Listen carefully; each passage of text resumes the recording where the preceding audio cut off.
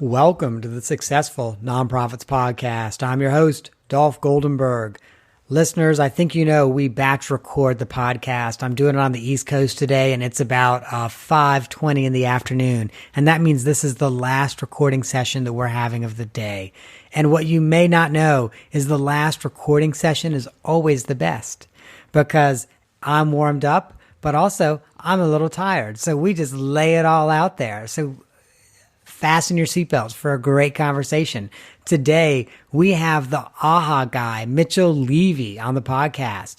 Now, you are probably wondering what it actually means to be the AHA guy. Well, this is what it boils down to. He's a credibility expert.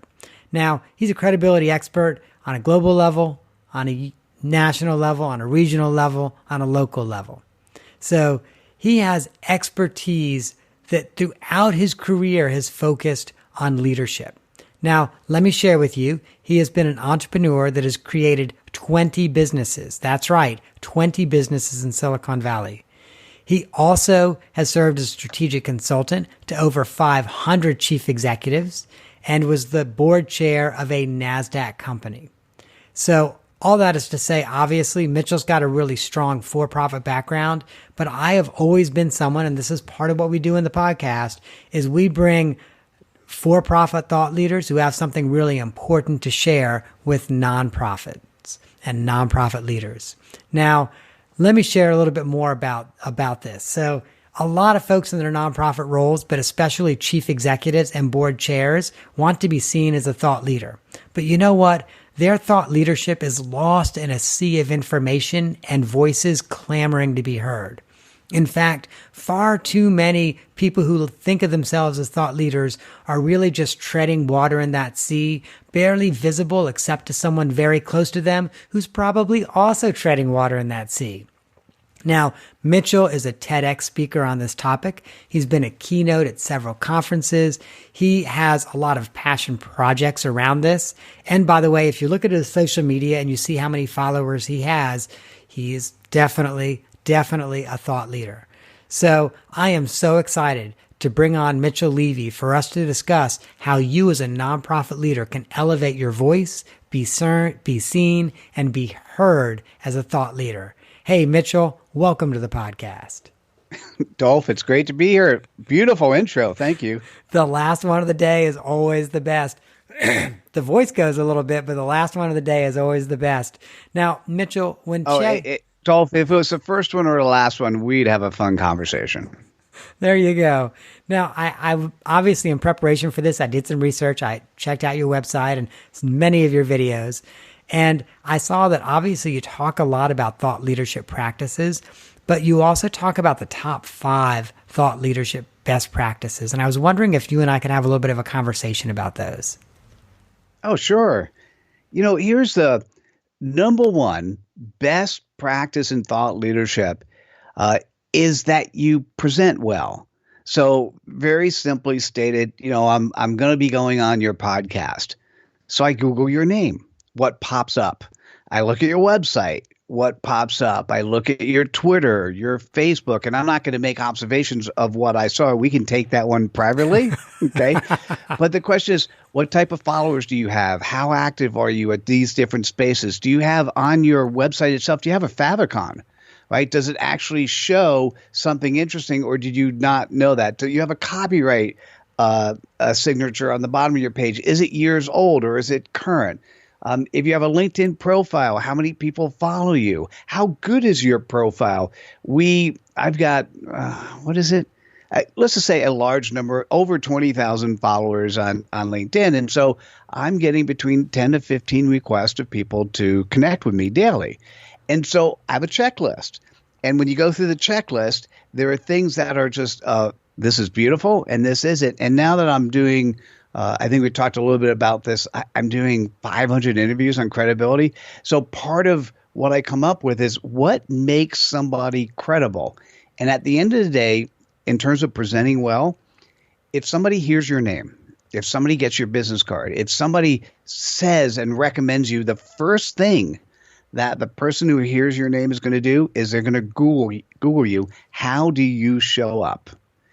And if you have, let's say, a Twitter account and it's unused, you're probably better off getting rid of it or doing other things that show up on top of that. The problem is you have the social media sites spending hundreds of millions of dollars to make sure when somebody types your name, their profile comes up. So you need to come up well enough so that you're not in the bottom 50%. Right? You don't have to spend hundreds of hours and tons of money, but what has to happen is if you look at you versus somebody else, you don't want to be the person that says, he doesn't do very well here, or they don't do really here. Let's not talk to them. So that's really what present well means. When you say you've got a checklist in terms of like you look at someone's profile and you're like, okay, this is what's on it, or a checklist as in you look at their profile and say, okay, this is someone I want to connect with on LinkedIn. I really am curious which of those two it is. Oh, well, so here's an interesting thing to think about. So when you're getting 10 to 15 a day, do you do it all yourself or do you have somebody help you? Right. And you have somebody help you, then the criteria comes down to it ends up with 4. One is, hell yes, this person is so cool. Not only do I want to accept them, but please make a calendar appointment. Okay. Yes is accept. No or hell no is also very easy. And then the maybes. So I look at the maybes. Okay, got it. And so the hell no's, are those just like fake profiles? I'm really curious. What's the hell no? Well, that's what you try to figure out. Is it a fake profile or not? So LinkedIn, you have the ability at the top banner to take it from the transparent one to a new one. Mm-hmm. Do they have a picture of their face or do they have a picture of their dog? Do they have 500 plus followers or do they have 34? If you call yourself a recognized expert in your space and you have 34 followers on LinkedIn, that's an immediate killer. At the bottom of the page, there are things that talk about your basically your skill set.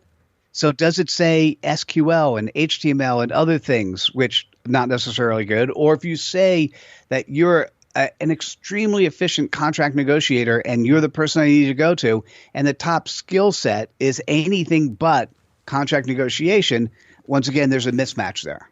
Got it. Okay. So really make sure your profile is in the top 50%, or maybe if you're really feeling ambitious, the top quarter. Oh, I would love to say top quarter. All I want to say in the present well is you want to make sure you're not in whatever location you are that people immediately write you off. Got it. Right? So having a beautiful profile may or may not get people to want to talk to you. In some cases it does. I mean, I'm a little excessive on mine. Lots of people come to me because they see the profile, but what I incorporate in my profile are videos. Mm-hmm. So if you want to hear from customers, you can actually see it directly from my LinkedIn profile. If you want to see presentations, I have some of those in my LinkedIn profile. So I'm a little bit on the extreme, but you don't have to be that far. You just have to be far enough so that you're not a hell no. Yeah, got it. Okay. So it's almost like the old-fashioned equivalent of when you get paper resumes in the mail. And, like you, although I did not work that long in a world without email, but like you, I worked in a world without email where you'd actually get stuff in the mail and you'd be like, what in the world? No. Okay, got it. So don't be a throwaway. Exactly. So that's present well. So number 2 is to consistently share your and other people's content.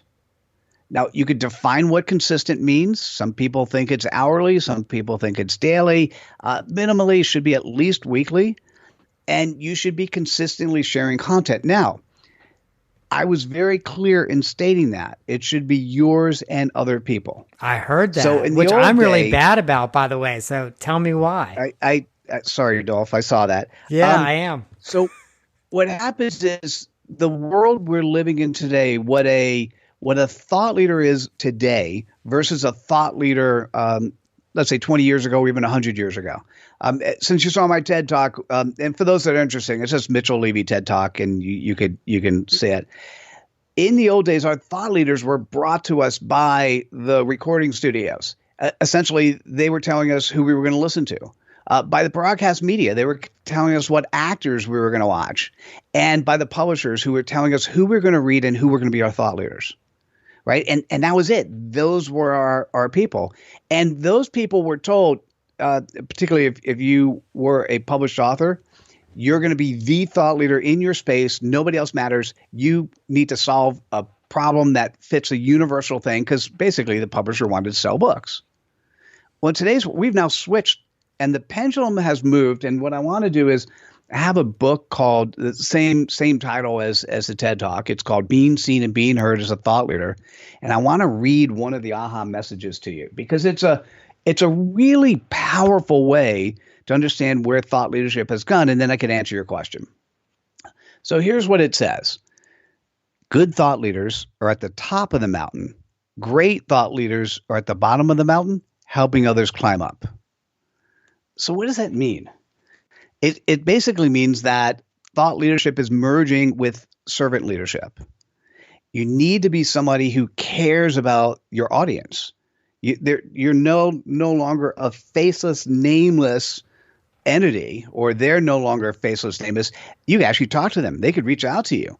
And for those people who are good thought leaders today, and I like to use the word recognize experts, because you don't need to be a global thought leader. You don't need to create original content all the time to be recognized as somebody who is smart and capable and understands the landscape. And so the reason you want to share other people's content as well as yours is it demonstrates that you're staying up to speed with what's happening in your space. And the way to think about it is thinking about the movie Miracle on 34th Street. Remember that movie? And of Chris course. Kringle? It was my favorite as a kid, and I didn't really celebrate Christmas, and it was still my favorite as a kid. It's still a beautiful movie, and the concept is really what servant leadership is about. So what did he do? Somebody would come and ask for a particular toy, and he would say, hey, listen, we have that toy here, but it's a little bit more money than going to Gimbel's. Go to Gimbel's, and then that person would go to Gimbel's and ultimately come back and do all their shopping at Macy's. So what you want to be today is the recognized expert in your space, and you want to be able to talk about not just what you're doing, but other people in your industry in a positive way, not negative. And so when people come to you and they say, hey, what is the best solution for me? You could actually legitimately tell them if it's your firm, you could say, well, it's me because, and they believe you because there are some people who are going to come to you and you can say, well, I think you should go somewhere else. And here's why. And so it shows that you care about servant leadership. It more importantly shows that you're up to speed with what's happening in the industry. So if I can kind of bring that home for nonprofits, because I think a lot of nonprofits do this with their email list and their social media where it is all about them. And 3/4 of that is really them asking for money. So part of what I love you saying, and I think this really applies for nonprofits, there's probably a lot of community or government reports that they could be sharing and other things around that issue, or maybe articles that are in a newspaper or a magazine or whatever, that would be of interest to their people who would also might be donors. So I love it because, I love to bring this back to the nonprofit sector. And that just makes a lot of sense from a nonprofit's perspective to also share other people's stuff. Well, I'll give a cheap button. We do have the website, Aha That. Aha That has 50,000 aha messages, and it's free to use, free to share. So you can go to Aha That, find a particular aha message that's relevant to what you want to share that day or that week. If you're going to Aha That, you should share 1 or 2 aha messages a day. And then what happens is you just click on share. Whether or not you include it in your newsletter or you share it directly from the platform, if you include it in your newsletter, the way we've built the system is as long as you include the quote exactly like is, because it includes a reference back to the thought leader, you have permission. And so share other people's content, share that thought of the day that's going to cause somebody to think or act or do something different, whether it's inspirational, motivational, or educational. I love that. That's awesome. That's at ahathat.com. That's really cool. All right. So what's the third best practice we should be talking about? Where else have I sinned? So Mitchell? This one, oh no, I really appreciate that. So 3 is really up along the alley of what I do. And although book publishing has been democratized and anyone who wants to write and publish a book can, and it's that easy, what I'm going to tell you is that books are still that quintessential tool that says we are an expert. You are an expert in your space. So having a book that's specifically focused, now let me be clear, specifically focused on the pain point that you solve for your audience. right? And so if you serve multiple pain points, great, have multiple books. Because what happens if, here's the interesting thing, if as a nonprofit, there's so many beautiful, beautiful areas in the world you serve. And so what audience you serve and what problem do you serve? And if that is the title of your book, and I'll come back and do it with mine. But if that is the title of your book, and by the way, it's an Amazon best-selling book, then people go, oh, maybe I should reach out. So let me hold up my book again. And so for those listening, I'm holding up my book. It's bright orange on the outside. It's got a half picture of me with my hat on it. And what I'm going to do is I'm going to introduce myself. You ever been to those meetings on nonprofits? Man, I've seen so many of these where 30 people stand up and you have no idea who they are, what they say at the end. Like, who is that guy? What do they serve? What do they do? So let me hold up my book. And so it comes around to me and I talk, and I'm going to say something in 10 seconds. And if you're looking at me and you're looking at the book, and typically I'll have my hat on as well, and so the cover has my hat, you're going to say, that's interesting. So let me introduce myself. And I'm going to use the same terms that other people use, but I have only one noun. Those terms I use as adjectives and verbs. My noun is the title of my book. So let's be clear. So here it is. Hi, Mitchell Levy, TEDx speaker, international best-selling author of the book, Being Seen and Being Heard as a Thought Leader. I have one and only one goal. As you and I talked at in the green room ahead of time, I have one output. If I'm in front of 30 people and I have 10 seconds, I have one output. I want to be memorable enough that if somebody wants to be seen or be heard, they're going to make a mental note, I need to talk to Mitchell. That's awesome. Right? The credibility comes with the book. You don't even have to open up the book. You say international Amazon best-selling author, and it gives a little bit more credibility that I should at least talk to somebody. As a matter of fact, can I give you a different way to think about it? Sure. A lot of times when you're, let's say, here's a great example. I happen to have an extra $20,000 and I want to invest, and I'm going to put it in one nonprofit. So what am I going to do? I'm going to have my intern or somebody research a bunch of nonprofits that are in the space I want. They're going to come up with a list of 10. They're then going to use my criteria to come down to 3, and I'm going to talk to 3. When we do a book for somebody, particularly a book focused on the CPOP, the customer point of pain that gets solved, my goal with that book is that you become one of those 3. Right? Because at the end of the day, it's about the conversation. In everything we do in business today, it's about that strategy call, that conversation, that thing where people go, yep, this is a good place for your money and this is how we're going to use it. But to be at the table in the first place, you need to be one of the 3. So how do you present yourself as an organization so that you can be one of the 3 at the table? That's what a book helps to do. Got it. I love that. And it's interesting. You've done a little bit of research on me, so you probably know I published a book. I did it just as I was launching my consulting practice. And I've also been really upfront about it, that it's a self-published book. You know, I did it on Amazon and it's a self-published book. But I have, over the last, 5 or 6 years now, gotten so much great feedback from it. And I still have people who reach out to me and say, oh, I just read XYZ in your book and I have a question. And the other thing I will also say, frankly, and this is, so let me do a quick aside about self-publishing, but then really kind of make this pitch for nonprofits as well. Quite frankly, and I was never, on the bestseller list for Amazon. Now, in the subset of nonprofit business category, I did hit, it's for one point, kind of the bestseller list. But I actually made more on that book than had I gone the traditional publishing route. Because I forgot what it was, but I got like 60 or 70 cents on every dollar. And had I gone to the traditional publishing route, I would have gotten like a nickel on every dollar of every book Dolph, sold. I need to, if you don't mind, I'm going to have to actually suggest that that's not something to think about in a book at all. That's fair.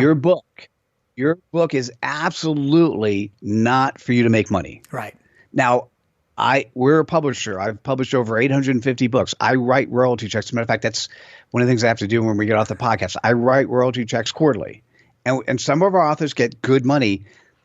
Anything I write, at least 5 or 10 times they're making in speaking, consulting, or in nonprofit, they're making in charity.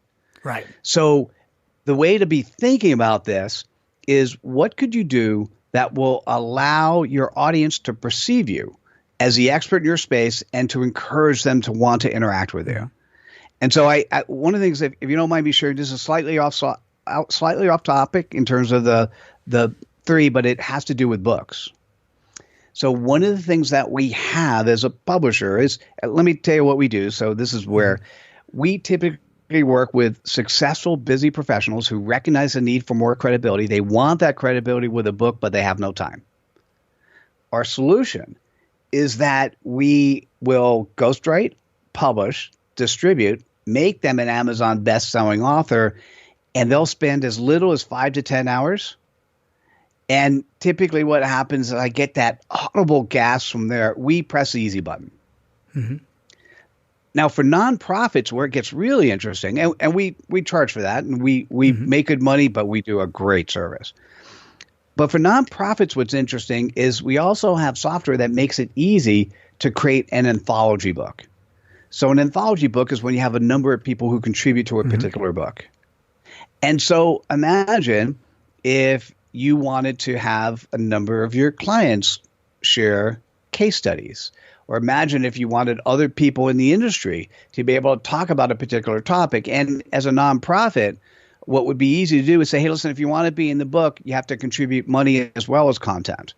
And so we have software to facilitate the ease of creation of a book where, and this is one of those cases, by the way, Dolph, this is one of those cases where you actually make money up front, because we have a very simple model. We charge $500 up front. I waive that for nonprofits, and then we split profit 50-50. It's a really beautiful model. Wow, that is a beautiful model.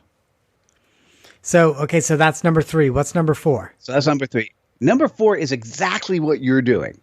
Create your own thought leadership channel, right? Because here's what to think about. The reason for a book is it makes you credible. The reason for a podcast or a video cast or anything you're doing as a thought leadership channel, it makes you credible. It's just one more thing in the credibility sheet. In the old days, and it's still true today, but I want to say in the old days, a college degree mattered or a PhD mattered. I have to tell you, the academic institutions today are teaching industrial age concepts, not how we live today. And for many people, not the majority of the world, but for many people, the college degree is irrelevant. And you look at some of the big icons in the world today who never graduated high school or college, right? That said, it's still a credibility piece, so people use it. An incremental credibility piece, not just the book, but also what you're doing. So creating a thought leadership channel, and what's super cool about that is you have a choice on your channel. You could bring on people who are just interesting, fascinating. You could bring on people who are prospects. Having a prospect come onto your channel, they get to see you, interact with you in a different way. There's no confrontation there. That's a beautiful way to do it. You could bring on icons, luminaries, other thought leaders in your space. Once again, it gives you the opportunity to meet and interact with other people. And by the way, by creating your own thought leadership channel, you're helping to do, which is the second one, you're helping to have content that you create that you share consistently. Right. And so I have to share with you, and this will have already released by the time our conversation gets released on the podcast, maybe a month or 2 ago. We had a conversation with someone that specializes in just creating podcasts, because I have always believed that every single nonprofit should have a podcast.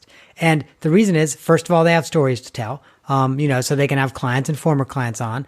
They can have donors who've made life-changing gifts on and talk about why they were so moved by the organization, and then, as you said, they can have prospects or other people, frankly, who they want to be having conversations with. And an example I will give is, if you were a housing organization, wouldn't you love to have, although you might not love to have the current Secretary of HUD on, but most of the time, wouldn't you love to have the Secretary of HUD on your podcast? And then now you're face to face with the Secretary of HUD for 20 minutes or 60 minutes or whatever. So I have always said every nonprofit should have a podcast, and I'm shocked that they don't. It's not that difficult to do. No, and yes.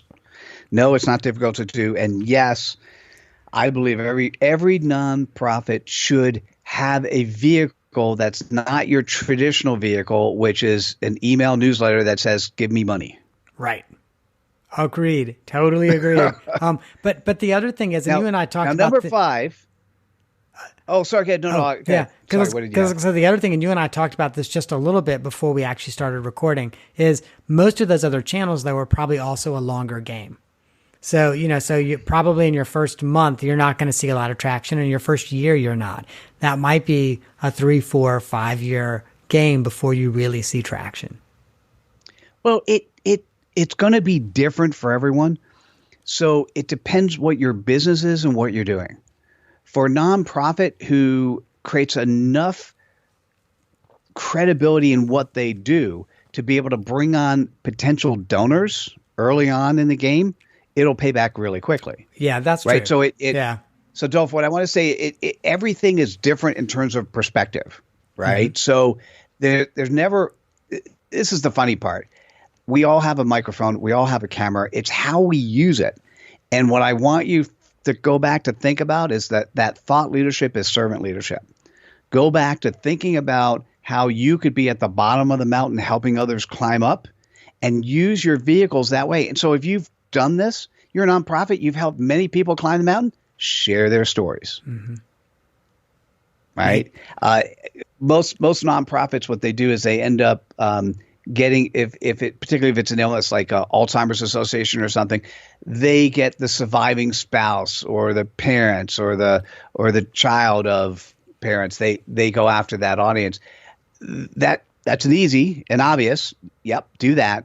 But there are many other things you could do. Imagine having a researcher talking about best practices or what's happening. I mean, it's just so, and yes, I agree with you. It's now shocking how many people don't do that. Right. And I'll also share with you, we've had on multiple occasions New York Times bestselling authors who they would not even return my call. If I was just, hey, I read your book, I'm interested, I'd love to have a 30-minute conversation with you. Right. But if I'm like, oh, I got a podcast, I'd love to have a 30-minute conversation with you. Guess what? Their publicist returns my call and we can set something up. So number 5, Agreed. Sorry.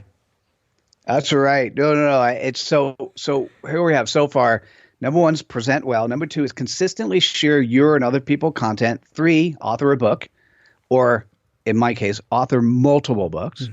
4, create your own thought leadership channel. And 5, compile a best of list.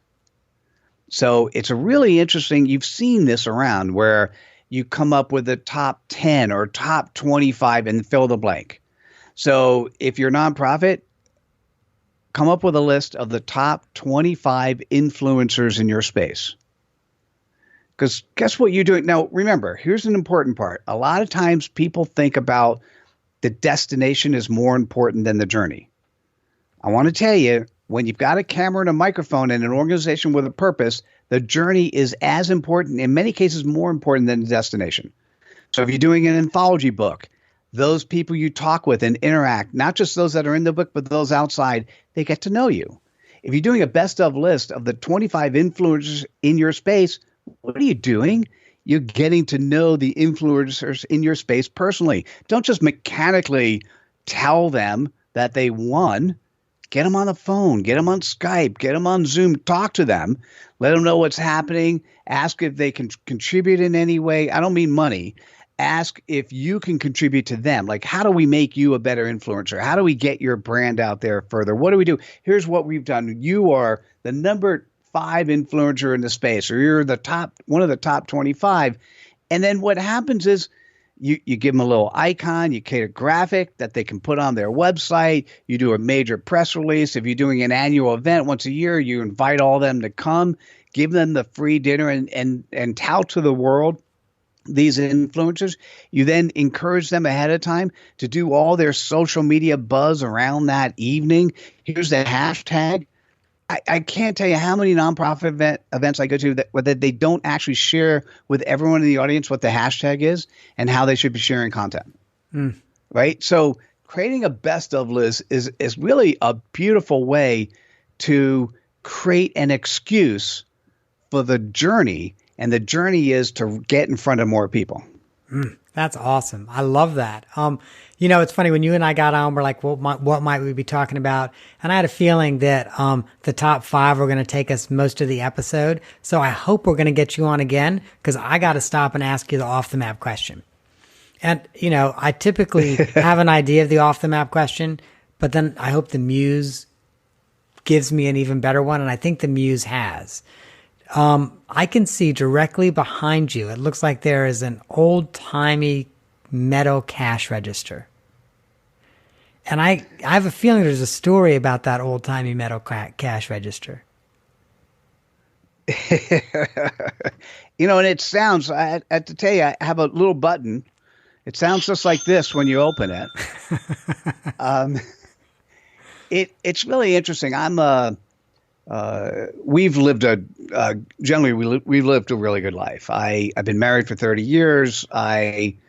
My wife and I grab a house that we rent in Europe once a year, and we do it for a month. We have friends and family come visit, and so we live and continue to live a very nice life.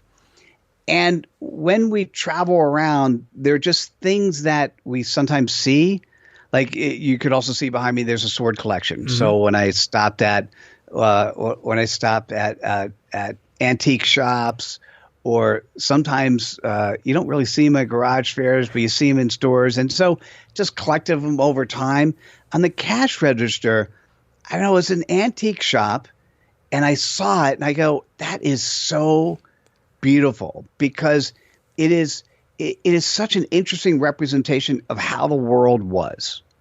Like money, if as a vendor, the only way I made money is every time you press this button. Mm-hmm.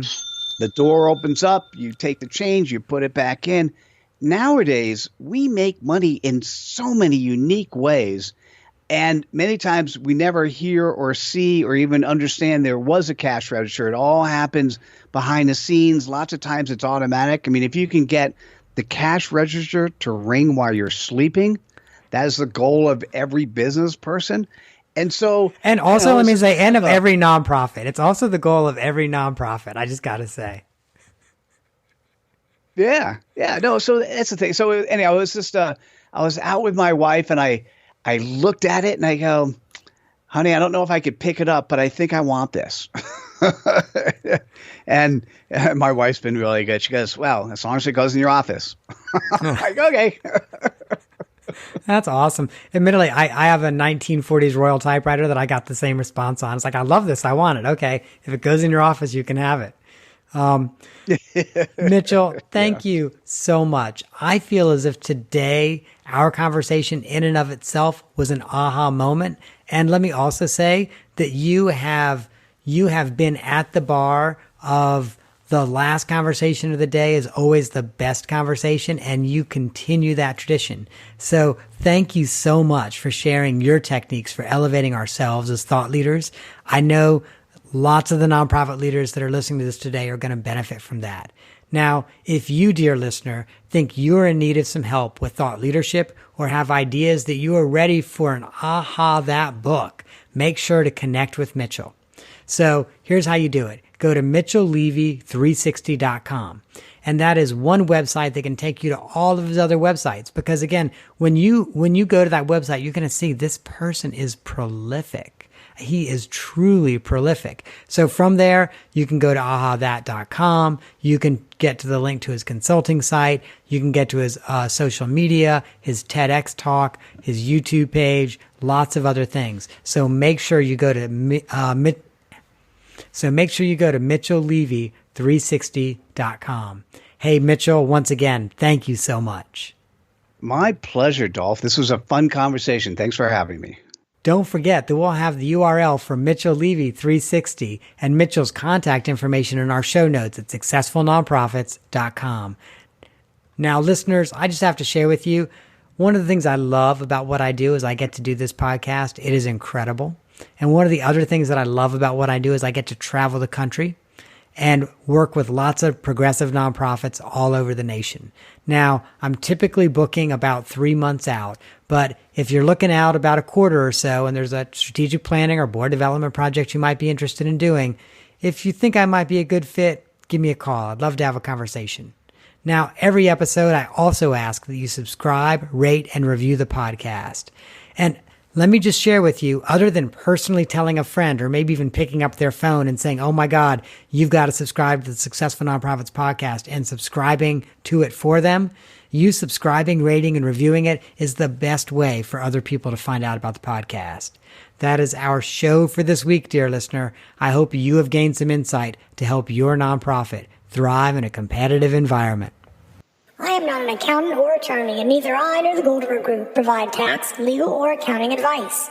This material has been provided for informational purposes only, is not intended to provide, and should not be relied on for tax, legal, or accounting advice. Always consult a qualified, licensed professional about such matters.